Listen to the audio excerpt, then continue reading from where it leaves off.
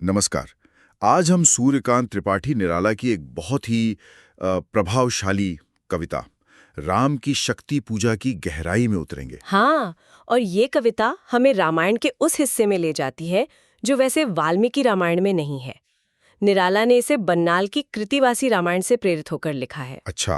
और ये युद्ध का वो मोड़ है जहाँ राम, जिन्हें हम मर्यादा पुरुषोत्तम मानते हैं, वो एक साधारण मनुष्य की तरह टूट जाते हैं, हताश हो जाते हैं। बिल्कुल। और हमारा आज का मिशन सिर्फ इस कहानी को दोहराना नहीं है, बल्कि इस कविता के जरिए एक नायक के मन में उठे वो जो गहरे मनोवैज्ञानिक सवाल हैं उनको समझना है। सही कहा।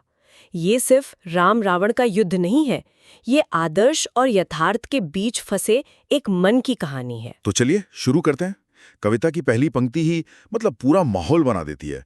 रवि हुआ अस्त, ज्योति के पत्र पर लिखा, अमर रह गया राम रावण का अपराजेय समर।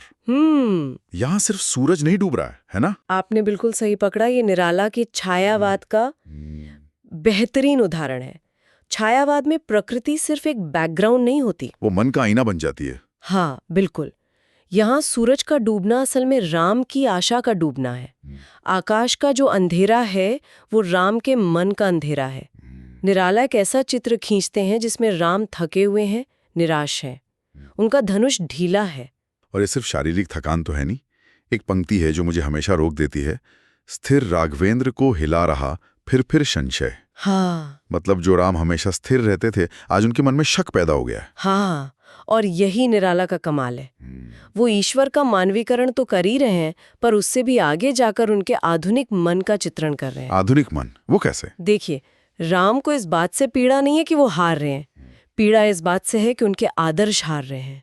उन्हें लग रहा है कि उनके जो दिव्य अस्त्र है वो भी बेकार हो गए हैं। ये 20वीं सदी के उस व्यक्ति का संकट है जो देखता है कि दुनिया में नैतिक मूल्य हार रहे हैं। और इसी निराशा में उन्हें एक पल के लिए सीता की याद आती है। वो पहली मुलाकात, शिव धनुष तोड़ने का क्षण। हाँ, एक छोटी सी उम्मीद जगती है, एक क्षणिक उम्मीद। लेकिन ये याद तुरंत ही वो युद्ध के एक भयानक दृश्य से ढक जाती है, जो उनकी निराशा का असली कारण है। बिल्कुल। उन्होंने युद्ध में देखा कि महाशक्ति स्वयं देवी दुर्गा रावण को अपनी गोद में लेकर उसकी रक्षा कर रही हैं। राम के सारे बाण उस शक्ति में ऐसे विलीन हो रहे हैं जैसे आग में पतंगे। ये देखकर तो किसी का भी आत्मविश्वास टूट जाएगा। टूट ही जाता है। वो सोचकर रो पड़ते हैं। कविता कहती है, सजल गिरे दो मुक्ता दल। उनकी आंखों से आंसू के 2 मोती गिरते हैं। ये किसी देवता का नहीं, बल्कि एक ऐसे नायक का चित्र है जिसके विश्वास की नींव हिल गई है। जब एक लीडर इस तरह टूटता है तो टीम का रिएक्शन क्या होता है? यहाँ हम 2 बिल्कुल अलग तरह के सलाहकार देखते हैं, विभीषण और जांबवान। इनके तरीकों में क्या फर्क है? ये बहुत दिलचस्प है। पहले विभीषण आते हैं जो बहुत भावुक हैं। वो एक जोशीला भाषण देते हैं। हाँ, उन्हें उनका क्षत्रिय धर्म याद दिलाते हैं, सीता के दुखों का वास्ता देते हैं, और एक तरह से उलाहना भी देते हैं कि मैं बना किंतु लंकापति धिक राघर धिक धिक। उनका तरीका है इमोशनली झकझोरने वाला। लेकिन विभीषण की इन बातों का राम पर वो असर नहीं होता जिसकी उम्मीद थी। राम का जो जवाब है वो इस कविता का, कह सकते हैं, दार्शनिक केंद्र है। हाँ, और यही बात इस कविता को महान बनाती है। राम गुस्सा नहीं होते। वो बहुत शांत और गहरी पीड़ा के साथ कहते हैं कि समस्या मेरे साहस या शक्ति की नहीं है, समस्या नैतिक और आध्यात्मिक है। बिल्कुल। और फिर वो पंक्ति आती है जो हिंदी साहित्य में अमर हो गई, अन्याय जिधर है उधर शक्ति। वो कहते हैं कि मुझे पीड़ा ये देखकर हो रही है कि शक्ति, जो हमेशा धर्म के साथ होनी चाहिए, आज अन्याय का साथ दे रही है। और इस एक पंक्ति के साथ ही युद्ध का मैदान कुरुक्षेत्र से हटकर राम के मन के भीतर आ जाता है। सही कहा आपने। तो राम अब एक ऐसी जगह पहुंच गए हैं जहां भावना और कर्तव्य की बातें काम नहीं कर रही। इस मोड़ पर एक नायक को भावना से ज्यादा रणनीति की जरूरत होती है ना? बिल्कुल। और यही वो भूमिका है जिसे जांबवान पूरा करते हैं। वो एक अनुभवी बूढ़े सलाहकार की तरह समस्या की जड़ पकड़ते हैं। वो समझते हैं कि ये लड़ाई अब बाहुबल से नहीं जीती जाएगी, बल्कि आध्यात्मिक बल से। हाँ, उनका सुझाव सीधा और स्पष्ट है, आराधन का दृढ़ आराधन से 2 उत्तर। लोहे को लोहा काटता है। अगर रावण शक्ति की पूजा करके अजय हो सकता है तो तुम्हें उससे भी बड़ी और कठोर पूजा करनी होगी। ठीक, यही। और जाम्बवान के सुझाव की खूबसूरती ये है कि वो सिर्फ एक आइडिया नहीं देते, वो पूरा एक्शन प्लान देते हैं। अच्छा। हाँ, वो राम के दिमाग से ये कैसे होगा वाला बोझ ही हटा देते हैं। वो कहते हैं कि आप पूजा करें, और जब तक आप पूजा करेंगे तब तक सेना की कमान लक्ष्मण संभालेंगे, अंगद और हनुमान अलग अलग मोर्चों पर रहेंगे। मतलब एक पूरी सैन्य रणनीति तैयार कर देते हैं। इससे राम को एक स्पष्ट दिशा मिल जाती है और उनका खोया हुआ आत्मविश्वास लौटने लगता है। और इस सलाह का असर भी तुरंत होता है। कविता कहती है, खिल गई सभा।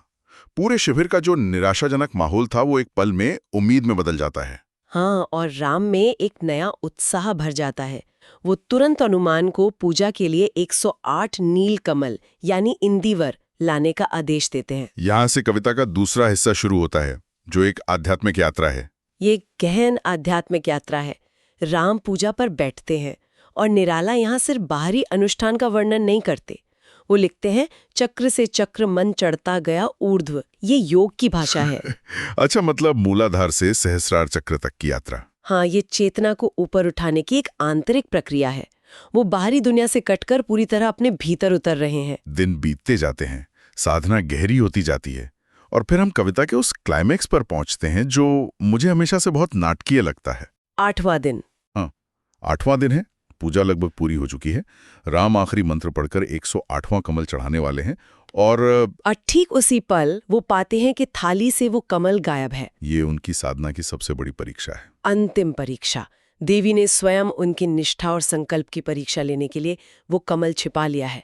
पर उस क्षण में राम को ये नहीं पता, उन्हें लगता है कि उनकी सारी मेहनत, सारी साधना सब व्यर्थ हो गया। हाँ, कविता कहती है, आसन छोड़ा असिद्धि, भर गए नयनद्वय। उनकी आंखों में फिर से आंसू आ जाते हैं, लेकिन इस बार ये आंसू हताशा के नहीं बल्कि पूर्ण पराजय के हैं। और वो अपने पूरे जीवन को धिक्कारने लगते हैं, दिग जीवन को जो पाता ही आया है विरोध। ये बहुत ही मार्मिक क्षण है। बहुत। वो सोचते हैं कि मेरा पूरा जीवन ही संघर्ष में बीता। पिता ने वनवास दिया, पत्नी का हरण हो गया, और अब जब मैं आखिरी प्रयास कर रहा हूं तो ये साधना भी असफल हो गई। और जब वो निराशा के सबसे गहरे अंधेरे में होते हैं, तभी उनके मन में बिजली की तरह एक पुरानी याद गौंधती है। हाँ, उन्हें अपनी माँ कौशल्या की बात याद आती है। वो उन्हें प्यार से हमेशा राजीव नयन कहकर पुकारती थी, है ना? हाँ, कमल जैसे नयनों वाला। लेकिन ये सिर्फ एक प्यारी याद नहीं है। तो फिर ये क्या है? ये आत्मबोध का, सेल्फ रियलाइजेशन का क्षण है। उन्हें अचानक ये ज्ञान होता है कि जिस समाधान को वो बाहर खोज रहे हैं वो तो उनके अपने भीतर ही है। अगर पूजा में एक कमल कम है तो उसकी पूर्ति वो स्वयं कर सकते हैं, क्योंकि उनके पास तो 2-2 कमल नयन हैं। बिल्कुल। इस एक विचार से उनका सारा संशय, सारी निराशा मिट जाती है और उनका संकल्प चट्टान की तरह दृढ़ हो जाता है। और फिर वो एक ऐसा कदम उठाते हैं जिसकी किसी ने कल्पना भी नहीं की होगी। वो तरकश से एक बाण निकालते हैं, अपनी एक आंख निकालकर देवी को अर्पित करने के लिए। हाँ, और वो कहते हैं, ये पुरश्चरण पूरा करता हूं, देकर मात एक नयन। ये पुरश्चरण शब्द यहाँ बहुत महत्वपूर्ण लगता है। 8 कमल चढ़ाने का संकल्प ही उनका पुरश्चरण था। अपनी आंख अर्पित करने का उनका निर्णय सिर्फ एक भावुक आवेग नहीं था, बल्कि अपने संकल्प को पूरा करने की अंतिम सर्वोच्च चेष्टा थी। ये समर्पण की पराकाष्ठा है। और जैसे ही राम अपनी आंख निकालने के लिए बाण उठाते हैं, पूरा ब्रह्मांड कांप उठता है। हाँ, देवी अब और परीक्षा नहीं ले सकती थी। वो तुरंत प्रकट होती हैं, उनका हाथ पकड़ लेती हैं और उनकी प्रशंसा करते हुए कहती हैं, साधु साधु साधक धीर, धर्म धन धान्य राम। और फिर वो उन्हें विजय का वो वरदान देती हैं जिसका राम को इंतजार था। हाँ, देवी कहती हैं, होगी जय हे पुरुषोत्तम नवीन। यहाँ ये नवीन शब्द बहुत दिलचस्प है। ये नए राम क्यों है? क्योंकि ये वो पुराने संशय से भरे राम नहीं है। ये एक नए शक्ति संपन्न राम है। ये वो राम है जिन्होंने अपने सबसे बड़े डर पर, अपने आत्मसंदेह पर विजय पा ली है। और ये भी जान लिया है कि असली शक्ति बाहर से नहीं बल्कि भीतर के अटूट संकल्प से आती है। बिल्कुल। इसके बाद महाशक्ति राम के शरीर में ही विलीन हो जाती हैं, जो चेतना और शक्ति के मिलन का प्रतीक है। उन्होंने शक्ति को बाहर से नहीं जीता, बल्कि शक्ति को आत्मसात कर लिया। तो हमने देखा कि कैसे राम घोर निराशा और आत्मसंदेह की स्थिति से उठकर स्वयं दैवीय शक्ति का प्रतीक बन गए। ये कविता दिखाती है कि एक नायक भी कमजोरी और हताशा के क्षणों से गुजरता। सही बात है। असली वीरता एक बड़े उद्देश्य के लिए अपना सर्वस्व बलिदान करने के लिए तैयार रहना है। असल में राम ने युद्ध उसी क्षण जीत लिया था जब उन्होंने अपनी आंख अर्पित करने का संकल्प लिया था। रावण की हार तो बस एक औपचारिकता थी। तो ये कविता वाकई हमारे लिए एक गहरा सवाल छोड़ जाती है। जब हम जीवन में किसी ऐसी शक्ति का सामना करते हैं जो अन्यायपूर्ण होते हुए भी अपराजेय लगती है, चाहे वो कोई सिस्टम हो, कोई व्यक्ति हो या कोई परिस्थिति, तो क्या उसका समाधान हमेशा सीधी टक्कर में ही होता है, या फिर उसका समाधान एक गहरे आंतरिक आत्मशोध और अपने उच्चतम सिद्धांतों के साथ खुद को फिर से जोड़ने में है? जब बाहरी परिस्थितियां पूरी तरह हमारे खिलाफ हो तो वो आंतरिक शक्ति कैसे जगाई जाए जो हमें टूटने से बचाए?